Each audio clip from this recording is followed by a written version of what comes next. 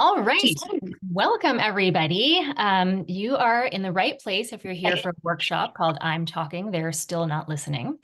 I want to invite everyone, before I jump in, I want to go ahead and invite you, if you haven't already, to consider finding me on Instagram, which is my handle is at Moms of Strong-Willed Boys, or you can also find a Facebook group, which I invited to you in the email, which is a Moms of Strong-Willed Boys Facebook group. And from there, I would love it. I would be so grateful if you could send me a private message to let me know that you were at this workshop and that you were listening. I won't respond to you obviously I need now, to watch this. So you're going to do that and I'm going to watch this, okay? But I will respond to every single one of you, in the next day if you send me a message by Instagram or Facebook direct message, and I will connect with you. So if you're following me there, if you're not following me already, please do. And if you are, then go ahead and send me a direct message so we can say hi. Okay.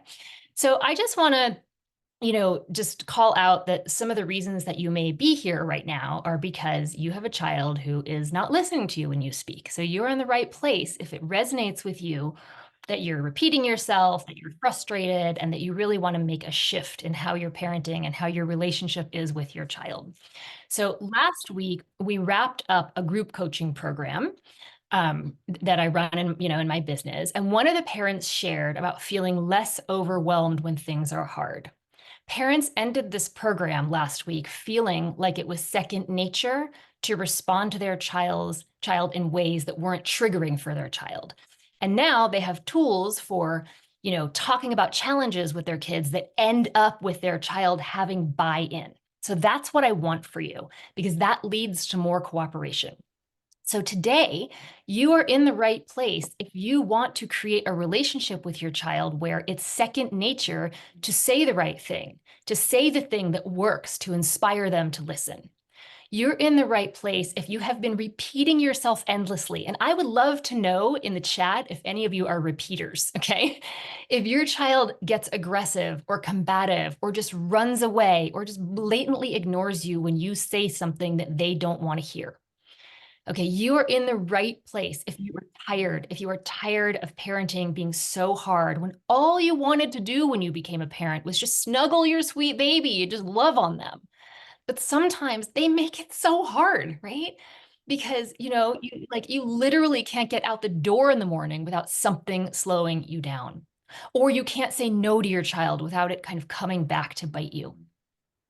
Now, some of what I say today, it may sound kind of strange or even kind of counterintuitive, but that's because the things that you would think would work on kids, they often don't, especially with strong-willed kids. So we need to try something new today. So what I teach in my programs works because it's different from what you're currently doing. And I'm not going to give you everything I teach today. I can't, but we're going to scratch the surface of some of the most critical things that I teach. Now, another reason you might have joined today is you may be struggling with your child not listening because you're also strong-willed, okay? And you think that your way should work, okay? Just like kids believe that their way should work, when they want to do something, they get really resolute about it. Like maybe you have a temperament that's like that too. Or another reason you may be struggling is because you and your partner aren't on the same page. And that's a really important issue to unpack. Or maybe your temperament or your personality clashes with your child, right? It could be because you're so similar, or it could be because you're exact opposites, right? Or you may be struggling because of the way that you were raised. And now you're either trying to copy that model and you're failing, or you're trying to do the opposite of what your parents did because you don't want your child to suffer like you did. Either way, what I'm going to teach you today is that your number one goal is to parent your child according to who they are and not according to who you think you have to be because of your past or because of your partner or because of your mother-in-law or because of society, okay? Now, I want to address one possible kind of elephant in the room. So you may have seen that this masterclass is for parents of strong-willed boys. And it's true, my specialty area when it comes to my online and my in-person programs is boys, okay? It just so happens that the doors are open right now to my group coaching program called Encircle, which is for parents of strong-willed boys. Not just moms, by the way, it's also for dads. So if that's you, then you're going to want to hear everything I have to say today because it will feel even more relevant and there will be an opportunity for you to get more than you realized out of today. But if you have girls, I'm glad you're here. The information today is also going to help you and I'm here for you too. So no matter who you are, I want the best for you. Okay, just like you want the best for your child, I also want the best for you. And you deserve to give yourself this gift and to really learn what it takes to have a relationship with your child where they are inspired to listen to you. Okay, so to get the most out of this, I really invite you to limit your distractions, okay, to focus on what we're talking about because it can literally change your future with your child. Okay. Now, I also want to say who this masterclass is not for, okay? Because I don't want to waste your time. So if you are someone who has no interest in trying new things and actually implementing what you learned, then this class is not for you. Okay, there are hundreds of parenting books and parenting experts online telling you what to do. I'm different. I'm telling you that this information is not worth a hill of beans unless you make a change in your life. Okay, I hold all of my clients accountable to that. I consider myself a change maker. And if you learn from me and you make no change at all, then it wasn't worth your time or mine because you have to change what you're doing if you want different results. And nobody's expecting perfection from you. And I hope you're not expecting perfection from your child because you're going to be very disappointed. And by the way, I also hope you're not expecting perfection from me because heaven knows I am not perfect and I do not want to disappoint you either. Okay. In fact, I'm so not perfect that I like to share with my clients how I punched a hole in the door when my son was little because I was so angry at something he did. Okay. Which basically came down to him not listening to me at that moment when I thought he should have. Right. Now, obviously, since then, I've implemented the strategies I teach and things have obviously changed dramatically. But you should know that you're in a safe place to be exactly as you are. Okay. Especially if you're open to being inspired to shift things for the better because I know better than any parent out there that it is possible. All right, so I'm going to tell you a little bit about my journey in a moment, but first, I want to meet you. Okay, so let's go through this quick exercise and we're going to get a sense of who's in the room and what life is like with your kids. Okay. All right, so let's reflect for just a minute, okay? And by the way, you're not going to benefit as much from a boring presentation. So let's make this interesting. And we're going to make it interesting by using the chat, okay? And we're going to try not to get overly intellectual, which can be something I tend to do, okay? But like I said, I want this to feel really applicable, more applicable than intellectual. And that means that we need to bring your child to mind, and bring your challenges to the table, okay?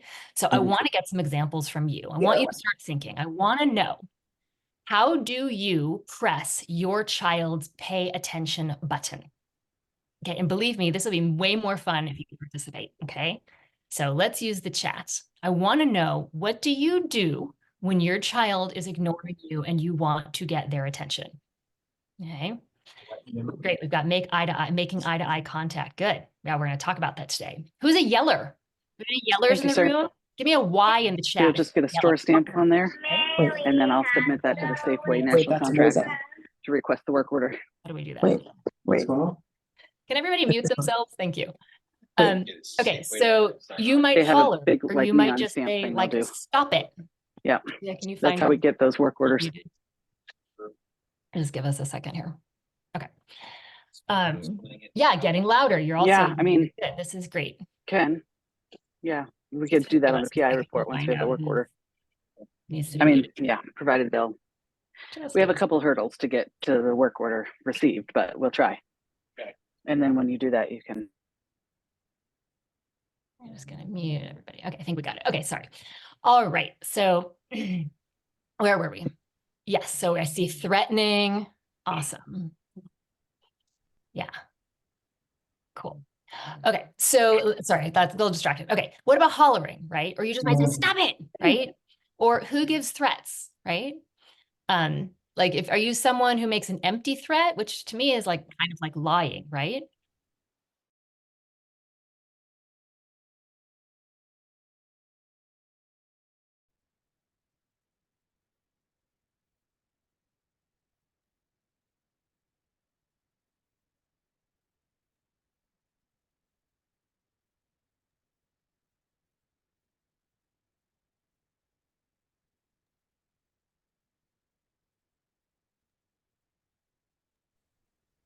Rachel, you're muted.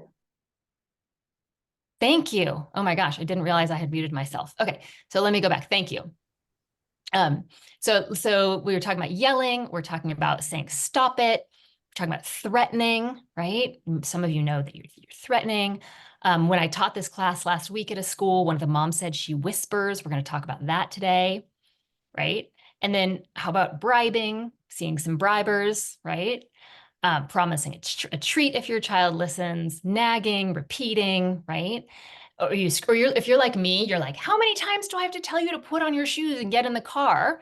And then I realize like I'm still washing breakfast and not wearing my own shoes, right? So I'm not super honest about my communication there, right? Or maybe you ask really nicely to get their attention, or maybe you turn their face toward you. Could be a bit rough if you're frustrated, right?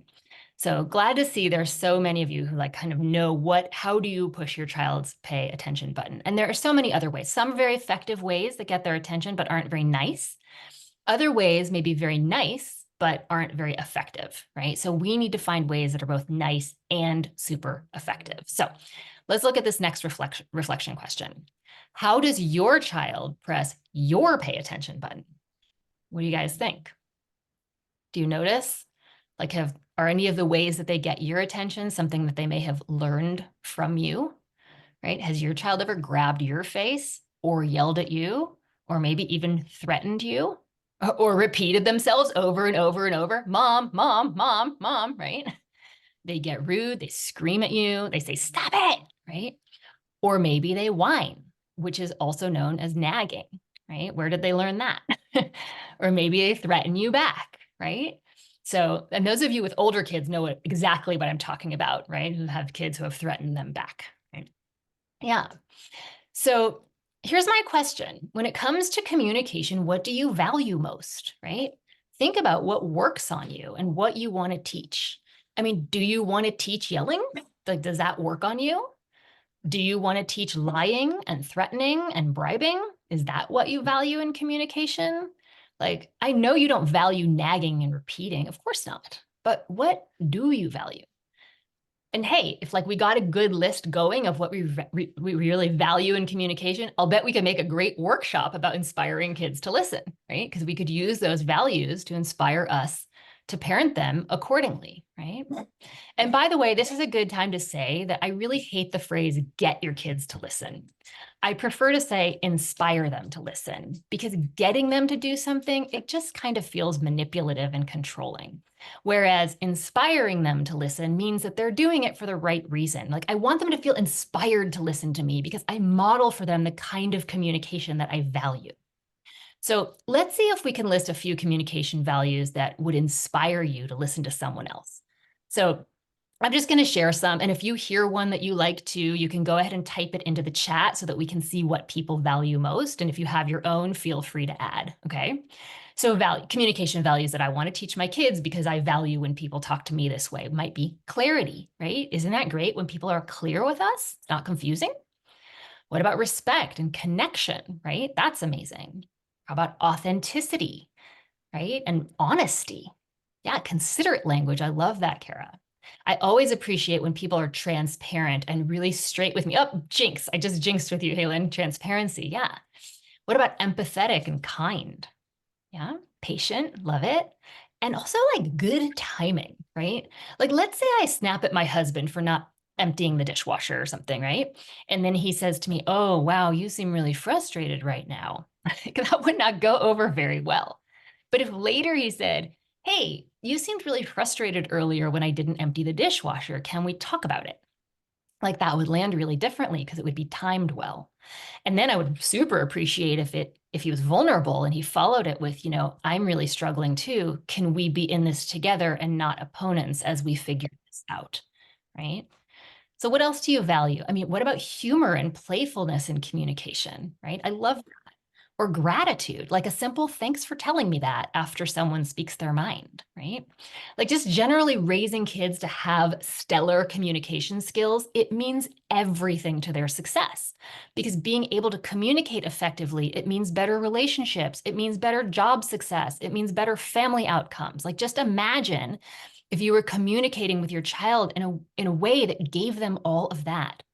So that's my goal with my kids. And it's my goal for yours too, because when your kids grow up, better communication, it affects my kids because they are going to be colleagues someday and in college together, and they're going to run the world together, right? They're our future leaders. And it's up to us to make sure that they listen when people talk. And I believe that that starts at home. Okay. So the reason I know that this starts at home is because it is working on these three strong-willed goofballs, my kids, okay? They have taught me that when it comes to communication, connection is actually the most important value that I want to role model and to teach and to experience in my relationship with them, okay? They've also taught me that it's okay to complain at the Grand Canyon, but I'm going to save that story for those of you who I have the honor of meeting personally. It was a fun day and not so fun in some ways. Anyway, so I didn't always know that I valued those things in my communication with them. Like I knew I valued those things in my communication with other adults, but I didn't know that I also had to apply those values to my 4-year-old when he was having a tantrum at Ross and ran out of the store while I was in line holding a baby, right? And I didn't know that my 5-year-old needed that when he threw Candyland across the room because he was losing, or when my 7-year-old was attacking his brother for no apparent reason in the backseat of the car. But when I figured out what really mattered and I started communicating with them according to my values, everything, and I mean everything, changed. In fact, I was already teaching parenting classes and coaching parents before I had my biggest parenting epiphanies around communication with my sons. So in my other courses, I share more about my personal journey when I went from being the best parent in the world, that was before I had kids, of course, right? To being the worst parent in the world, which is what I thought of myself before I hired a parent coach when my kids were little, and then being someone who customizes parenting plans for other parents and founding the Boy Mom Method, which is my 3-pronged approach to raising boys who are kind and calm and cooperative. And you're going to have a chance to learn how to get that toward the end of this presentation. First, though, okay, I want to look at our little outline for today. Oh, one thing I have to mention. Okay, at the very end, we're going to do a spin to win. So my assistant, Julia, is here, and she's adding your names to a wheel, an online wheel. And at the end, she's going to share her screen, and she's going to spin the wheel.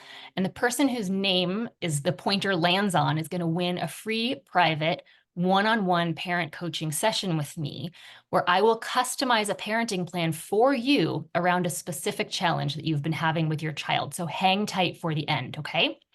Okay, so for the outline. So first we're going to look at why kids don't listen. And we're going to move quickly through this, okay? Then we're going to look at why your kid doesn't listen. And you're going to see what I mean, because why kids don't listen and why your kid doesn't listen may be different. Then we're going to talk about 3 categories of strategies. So we're going to look at the invisible thread, we're going to look at cognitive connection, and then timely talk. So under each of these categories, there are 3 actionable tips for you to practice. So you should walk away with a lot of new insights, okay? Hopefully you've already had a few here. And then you're going to have at least 9 tips to experiment with. Now, if you love what you're hearing already and you think you're gonna want more, okay, you're enjoying hanging out with me, you're craving more support, you're seeing community opportunity, you want more transformation, more connection with your child, maybe a better relationship with your partner, and just a feeling of freedom from the most unpleasant parts of parenthood, okay? If that's you, you're absolutely in the right place, because toward the end, I'm gonna invite you to the next step and I'm gonna show you how to get more of this, okay? Now, I tend to attract an intelligent crowd of parents. I always do, I always have, okay, which means that you're smart enough to know that this is a free workshop and a way for us to get to know each other and see how I might be able to support you after this.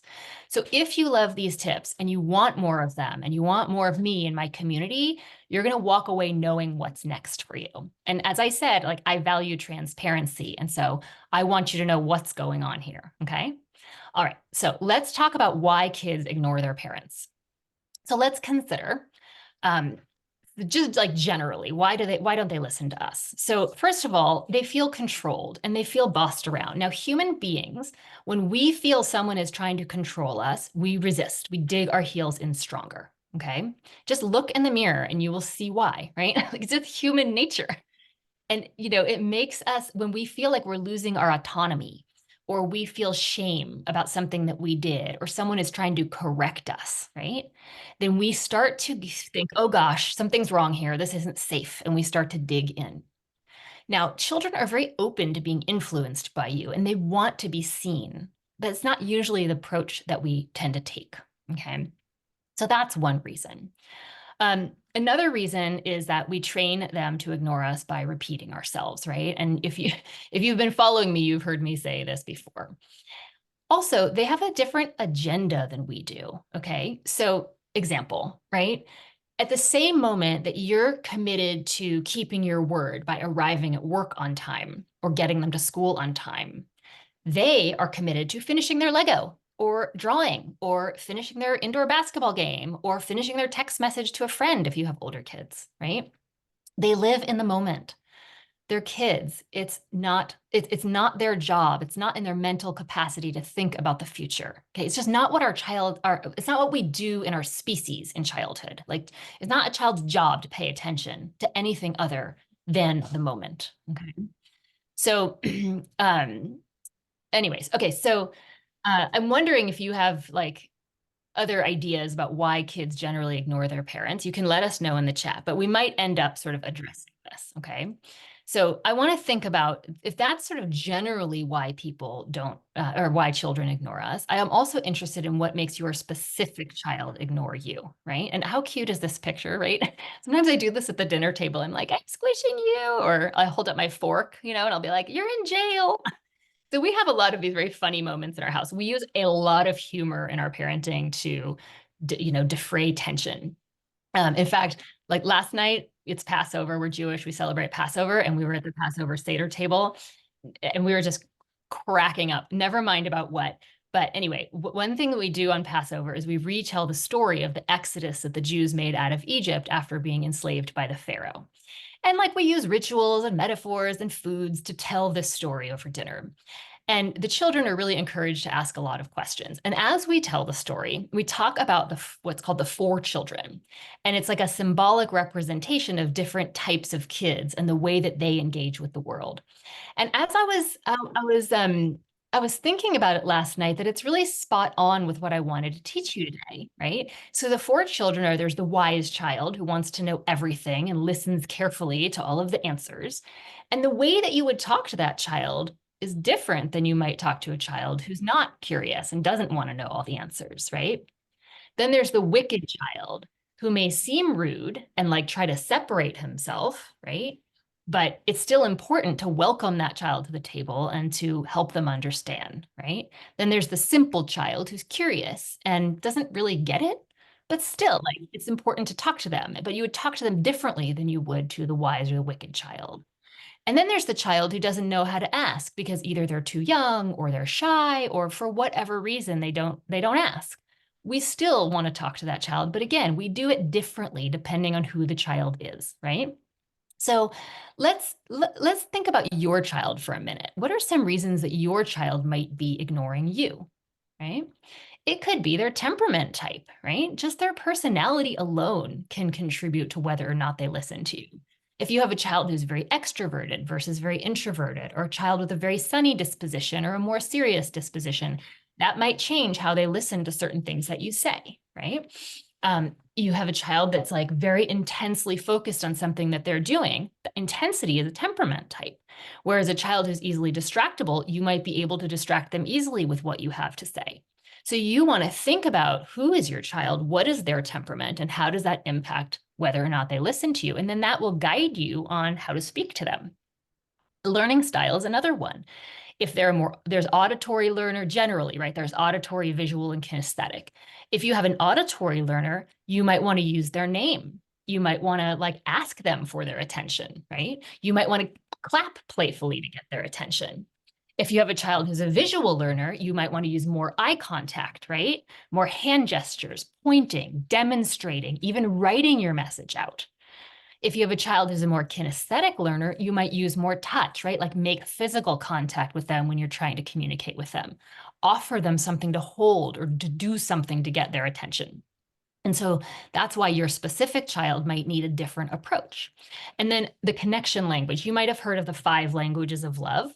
This is different. I like to think about what, for each of my children, and it's different for each of them, What is their connection language? What is the thing that wakes up their brain when I want their attention? Like with one of my kids, Pokemon cards. Like I start talking about Pokemon cards with him and I've got 100% attention.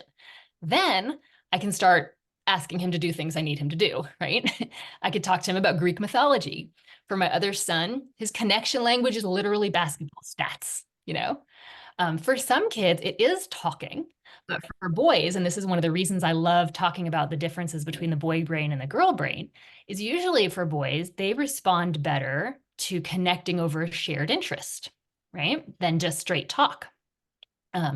So think about your child's connection language and then their unique wiring, right? Some kids with neurodivergence, right, may or may not have a diagnosis, but you know, whether they have ADHD or OCD or autism or any other diagnosis, right, it's going to impact the way they hear us because that's how their neurology is, right? And then, of course, the biggest reason that kids don't listen to us is that they have really bad intentions. Just kidding, right? No.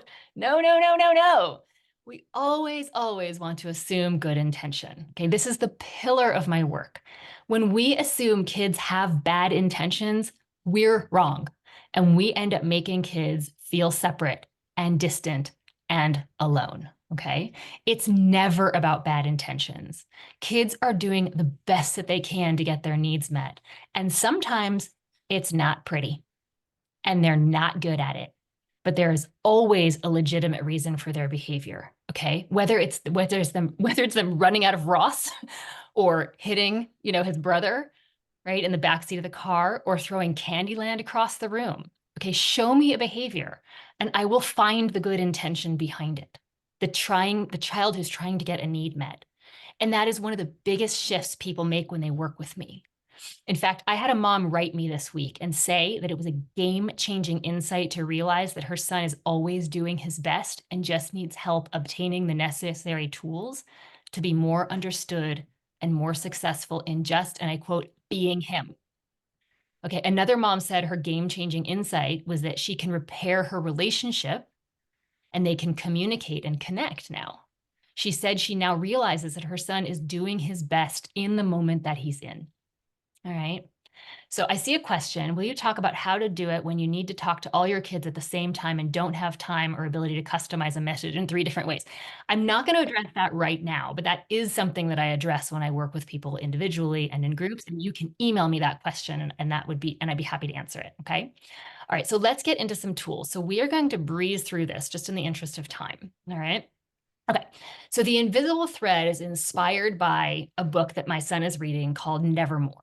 And in this book, there's something called the Gossamer Line. And it's like a train station with the train line, except you only your consciousness travels, only your cognition travels. Okay. And I was reading this book with my son, I was like, this is exactly what I do with my kids. Like we have to stop and get our consciousness to travel towards each other, right? So I'm going to show you 3 ways that you can inspire your child to listen without them even seeing a thing, right? Like there's actually no train. It's this invisible thread that exists between us that when we play our cards right, when we do these invisible tactics, right? Something shifts in them. Something shifts in the consciousness between us, okay? So now I'm going to tell you what these are, and what's so important to me is that we're going to assimilate these into your life, like right now, okay? So what I want you to do is I want you to make sure that you have either a piece of paper or a sticky note or something open on your phone, or you can use the chat. Another great way to do this is just to use the chat. And as we go through each of these tips, you're going to rate yourself on a scale from 1 to 5. And this is going to help you know where you need to put the most work, okay? So when I share a tip, 1 is going to be, I suck at this and I need to do better at it. And 5 is going to be, I'm actually nailing this and I want to keep up the good work. So where do you fall on a scale from 1 to 5, from I suck at this to I'm doing a good job at this? And by assessing where you are on each of these, you're going to know where to put the most energy. Okay. All right. So the first one is don't point fingers because shame kills communication. Okay. This is another huge pillar of the work that I do with parents because parents don't usually realize that saying things like, why would you do that? Or it's your fault, you need to apologize. Or you're 8 years old, you should know better, right? Those are all things that shame and blame your child, and they kill your child's ability to hear you. So I'm not saying your child isn't at fault. I'm just saying that when you point out and you point fingers and you shame them, it kills their ability to hear you, okay? So quick example from last week, my youngest was running late for school and his carpool was honking like 6 or 7 times because his carpool is his older brother who drives him to school, okay? And they had been tardy 3 times last week. Now, my youngest son, he had not finished breakfast, his lunch was not made, his shoes were not on, right? And it was so easy to say to him, it is your fault that your brothers keep being late. You know, you dilly-dallied the whole morning, you're goofing around, you're behind schedule, you wouldn't get out of bed this morning, you know, you can't do this again. And in fact, as he was like hustling and getting it all together and running out the door, my husband started in on him more, right? Like, or I had already said a few things I regretted, and then my husband started in on him. And I stopped and I said, you know what? It's like when you hear someone else saying it, it's easier to understand where you're going wrong, right? And I said to my husband, I was like, hold on, let's not. And I called out to my son and I was like, I love you. Have a great day. We're going to work on this together, right? Shaming and blaming is so easy for us, and it's so hard for kids to take. It just chips away at their confidence and their feelings of self-worth, and it's absolutely not effective at inspiring them to listen, especially if it's about like sibling rivalry, right? Or if they're making you late or they make a mistake, like honest mistake or not an honest mistake, right? Okay, so where are you on this? Are you a 1 or are you a 5? Is this something you do? There's no judgment here. Or is it something that you could stop doing? So remember, 1 is, yeah, like I need to do better at this. I need to stop pointing fingers at my child because I can see why it's not helping. And a 5 is, actually, I don't do that. I'm nailing this and I want to keep up the good work. Yeah. Thank you for sharing. Lots of 1s. Yeah. Yeah. And again, there's no shame in it for you. I'm not here to shame you. I just want you to get a reality check. Okay. So it gives that some thought. Okay. Next one is like avoid lectures and explanations and logical arguments, okay? You know, I love this quote by Adele Faber. She's a famous parenting author. You may know her. And she says, the harder we explain, the harder they protest. And it is so true. It does not help to inspire listening when you drone on about why you're right and they are wrong, okay? And if they are at all dysregulated, seriously, this is going to be so counterproductive. You can say your piece later, but in the moment, like, come on, like lecturing and explaining to them, it makes you feel better, but it's not really helping them, right? It's not going to help them to see the problem because they're too focused on their point of view and they can't focus on yours. Back to why your child doesn't listen, like depending on their temperament and where they are developmentally and if they feel you trying to control them, right? Okay, so are you a lecturer? Do you spend a lot of time like doing logic on your child and explaining things to your child, explaining why they should brush their teeth and why they shouldn't run late and why they need to be nice to their brother and their sister, right? So if you're a lecturer and an explainer, you're going to give yourself a 1 or a 2, okay? But if no, you withhold, then you can give yourself a 5, right? Yeah. So yeah, there's a lot of people that need to work on this, and that's great. It's just good to know, right? All right, your next invisible technique is about using body language that invites connection. So I want you to imagine, like, you get upset with your child, they're doing something that frustrates you, and you've got your eyebrows pointed down, right? And you've got your hands on your hips, or you're crossing your arms, right? And you've got body language that shows your child in no uncertain terms how disappointed you are in them. That is also going to kill your communication with them. It's going to kill their ability to listen to you because that body language, it's a whole language happening in parallel. And when they see it, it's going to make them defensive, right? And so what I invite you to do, again, this is an invisible technique. Your child is just going to not even realize it's happening, but something is going to shift in them.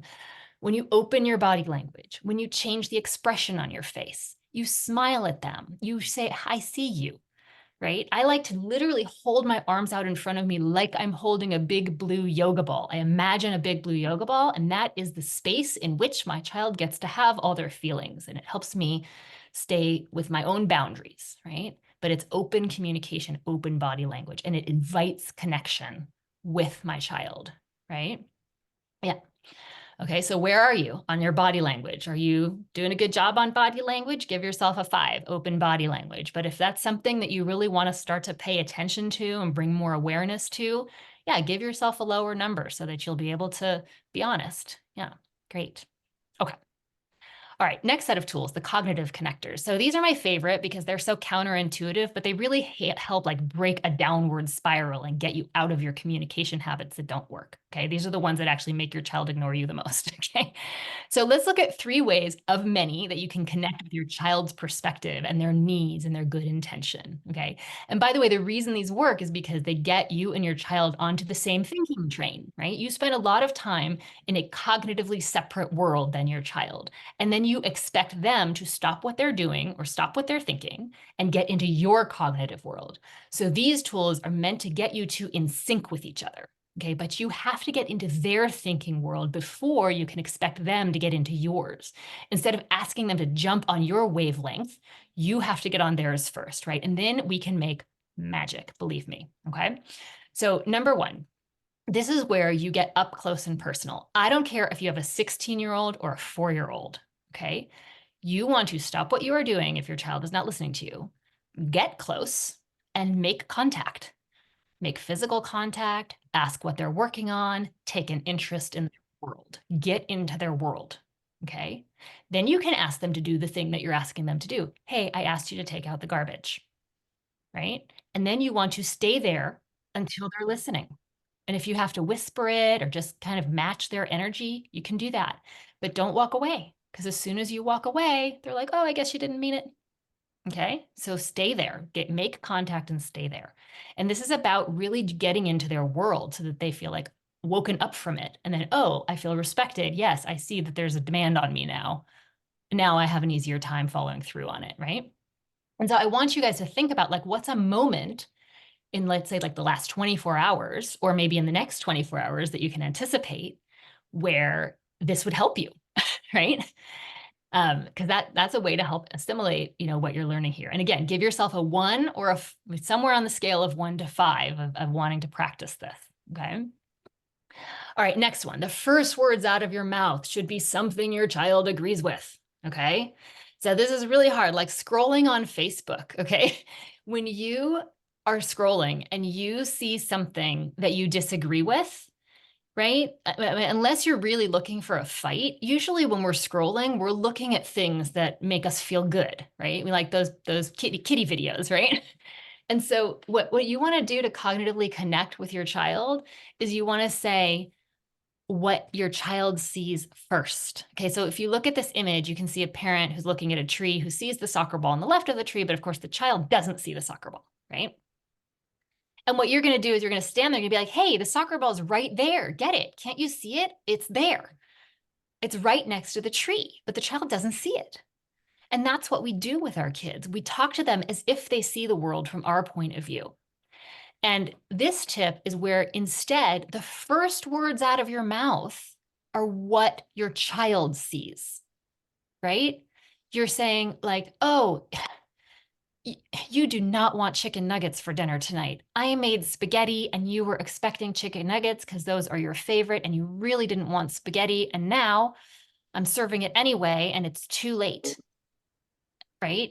And so you're like, you're talking through their thought process and they're like, yeah, exactly. Right? That's so much more effective than, but you like spaghetti and I made spaghetti last week and you ate the whole bowl. And this is what I'm serving and you don't get to have an opinion about it. And like all your convincing language, let go of that. Instead, say what your child sees first, and that will actually open their ears, right? It will make them listen to you much more than if you are out the gate talking about your own point of view and trying to convince them of it, okay?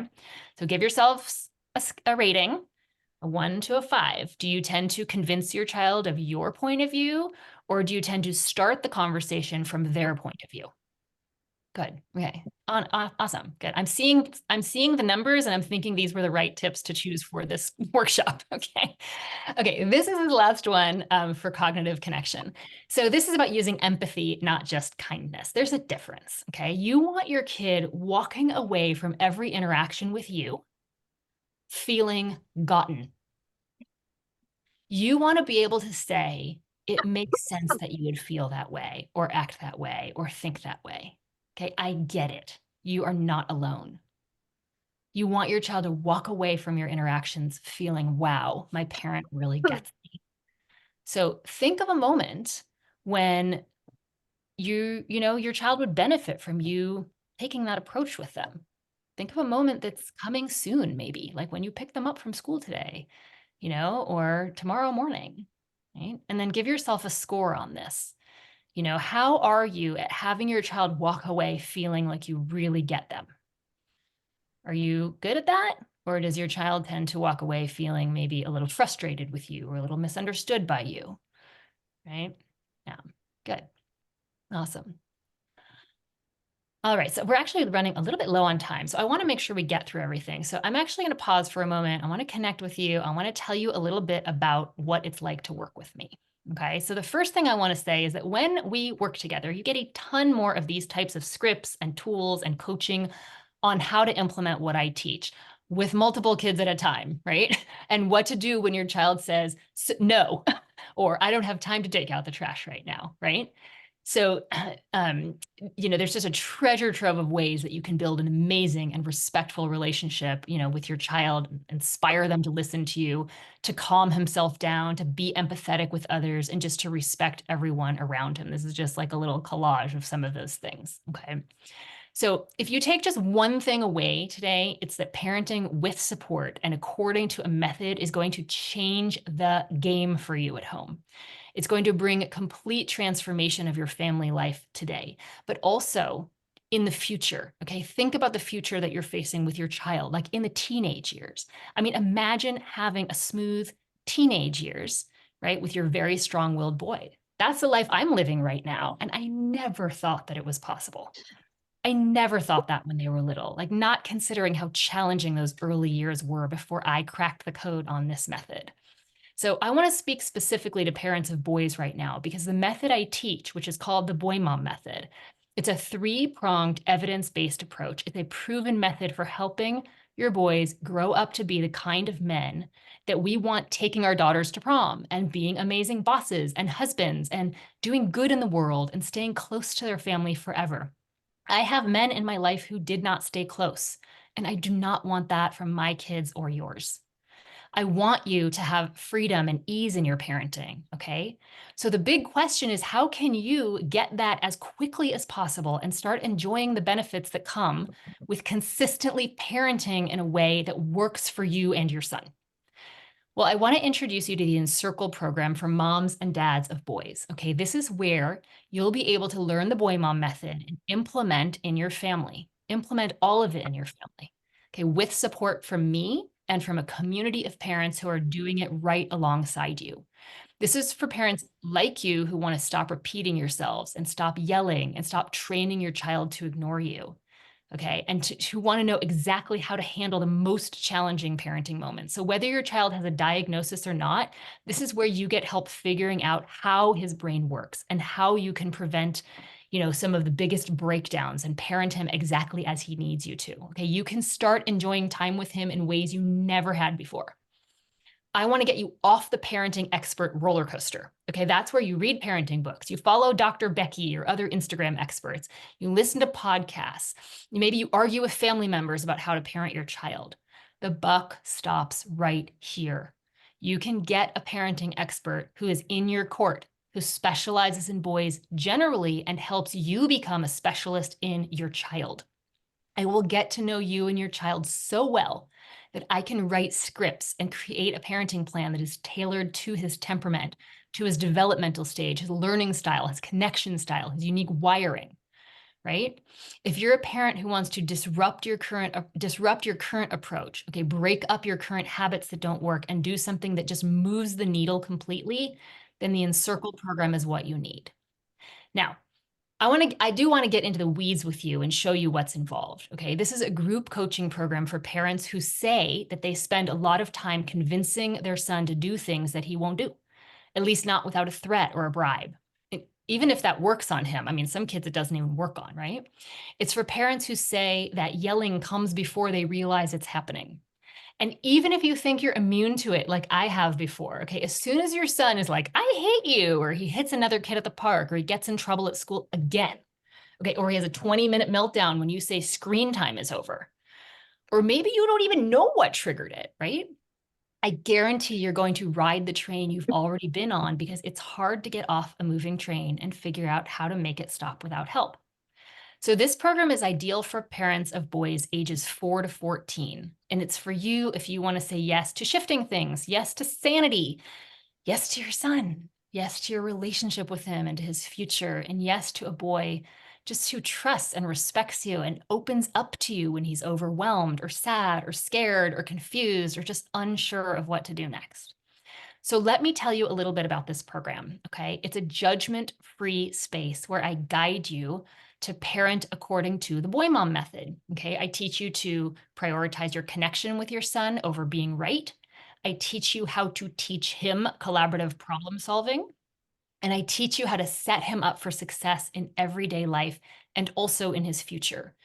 And when you do that, his behavior will 100% improve. Okay. This is the 12th time I've run this program, and the proof is in the pudding. Okay. One mom said that when she started the program, she was embarrassed by her son and she felt like she needed to fix him. But now she knows he's not broken. He just needs clear boundaries and systems and relationships at home that help him thrive.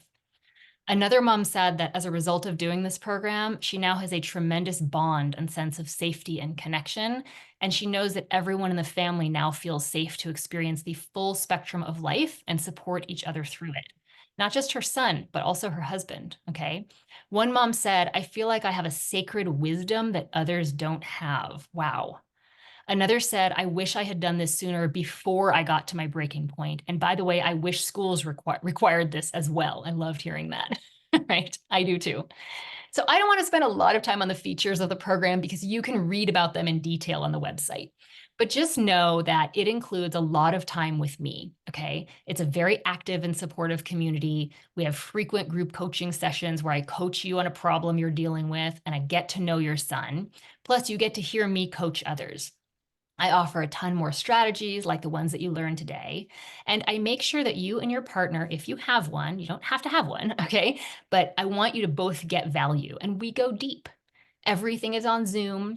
Everything is recorded except certain intimate conversations. I bring guest experts into the program depending on the group's needs. Okay, you get an accountability buddy in the program. That's another parent to help keep you, on track and help you process what you're learning. And like I said, everything is recorded. So if your life is busy or you're going on vacation soon, it's no problem. My goal is that we get to know your son so well that we can predict and prevent his breakdowns now and in the years to come. Now, as with most webinars like this, there is a fast action event price, which you can only get this week. That's going to be until Friday.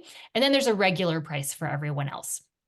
And I'm introducing today for the first time a brand new bonus. I've never done this before, and this is only going to the first 3 people who register. So I want you to pay attention.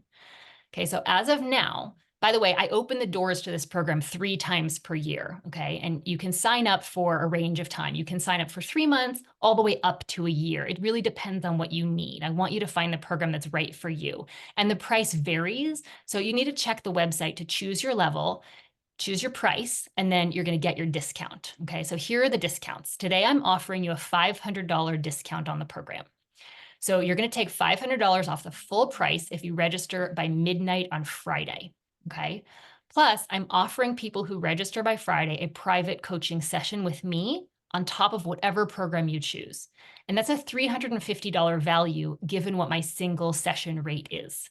So this is a great way to bring your partner into the fold if they're resistant, or to get individual coaching from me if you want that. And there's no expiration date on that bonus session. So you can save it or you can use it immediately, okay?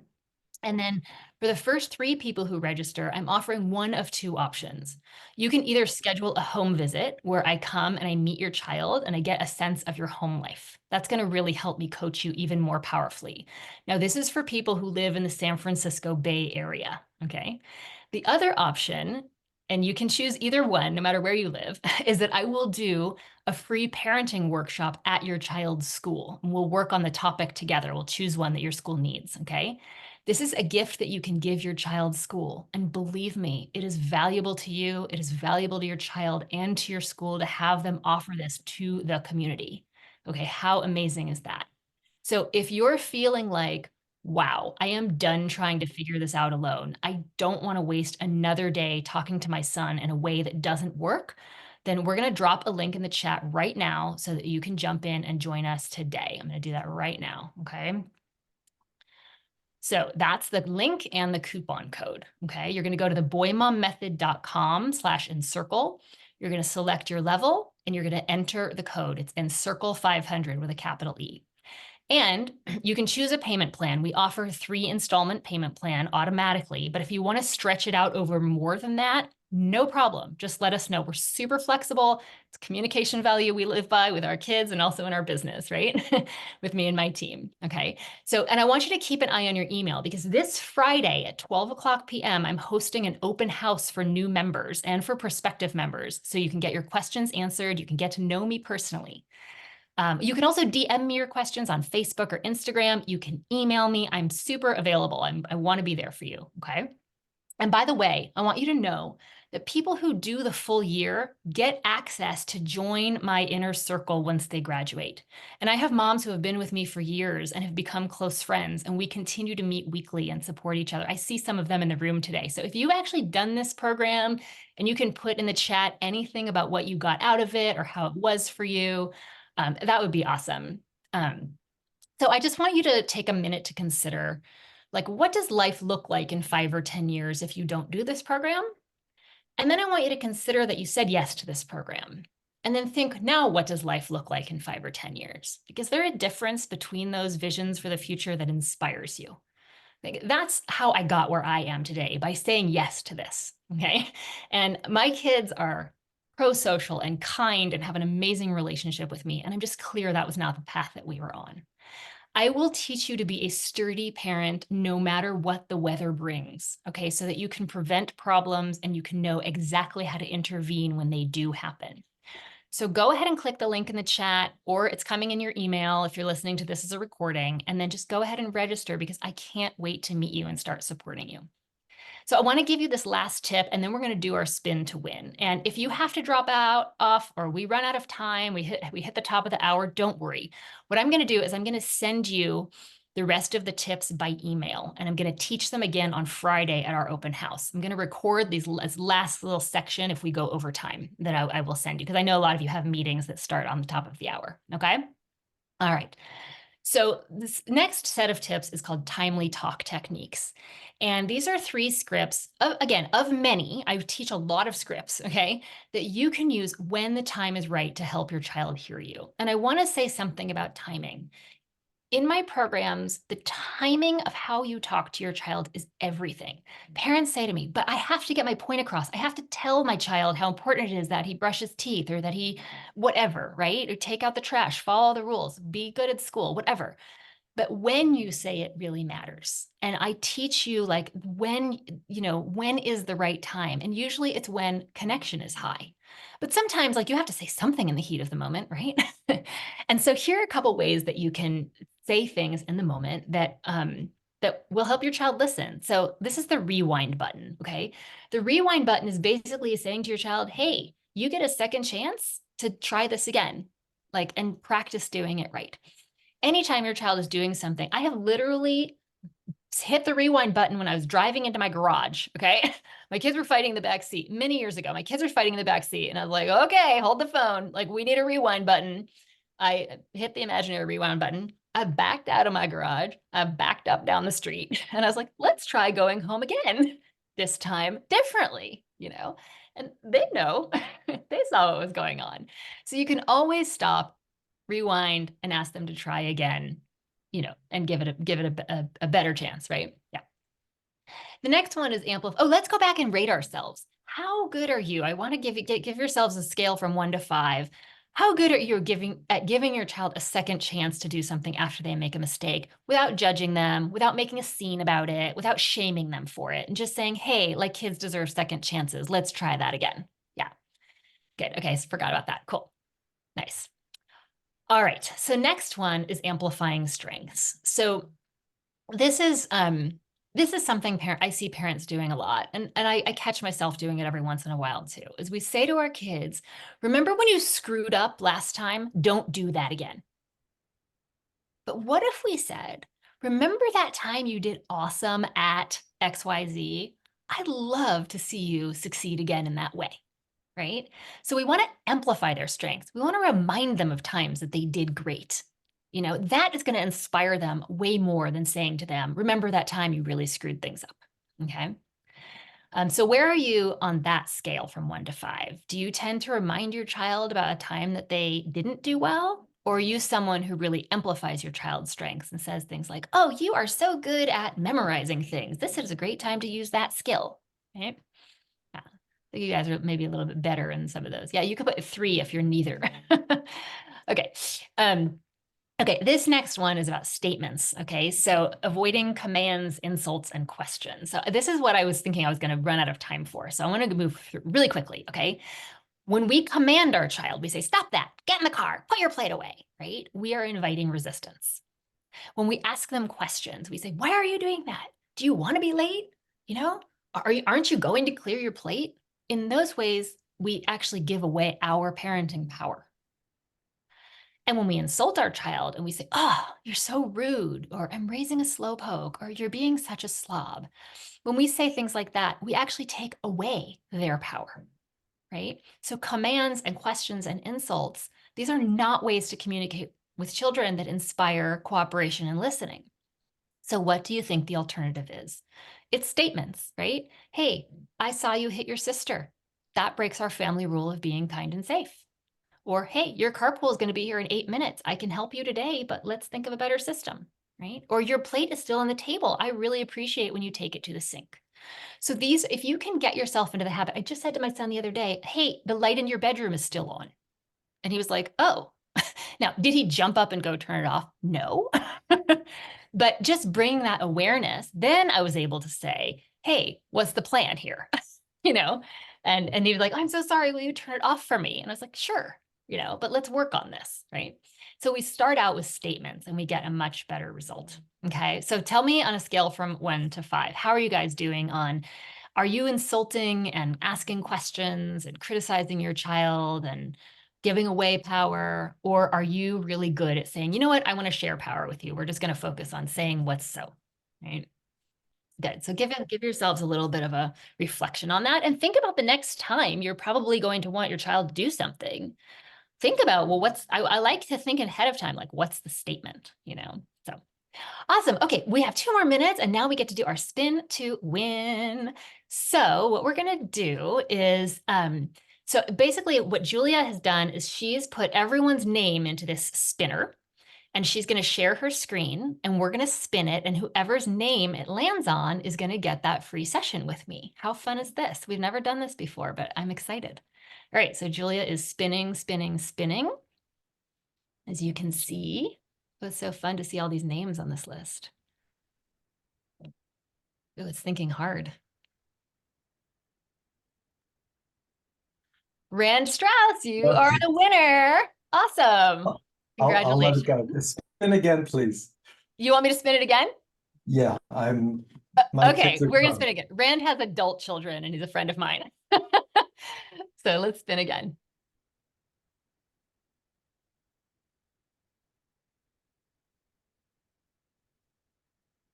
It's Janet. All right. Yay, Janet.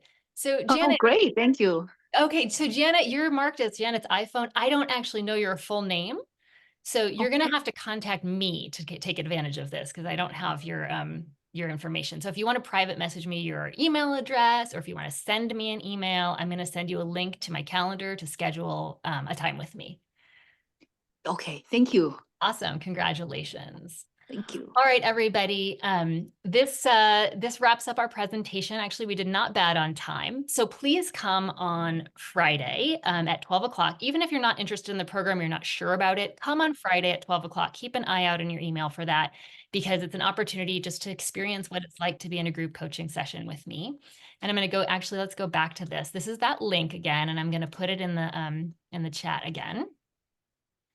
That's a link to register with the coupon code. It's theboymommethod.com/encircle, and you can use coupon code ENCIRCLE500. And someone has a question, any recommendations for folks who do this for parents of daughters? So I don't know of anyone who runs group coaching for parents of daughters, but I work with parents of daughters, but privately. I don't have a group program for parents of daughters, but I do work privately with parents of girls. So, and I have a version of the program that's gender neutral. So if you're interested in it, definitely get in touch with me. In fact, you know what I'm going to do is I'm going to put in a link to my calendar that you can just schedule a free consultation with me. So if you're interested in learning what it's like to work with me privately, not in a group, you can schedule that with me at that link in the chat. That's the You Can Book Me link. Okay. All right, everybody, take care. Have a wonderful afternoon. And I look forward to being in touch with you on Facebook, on Instagram, on email, and in my program when you join. Bye now.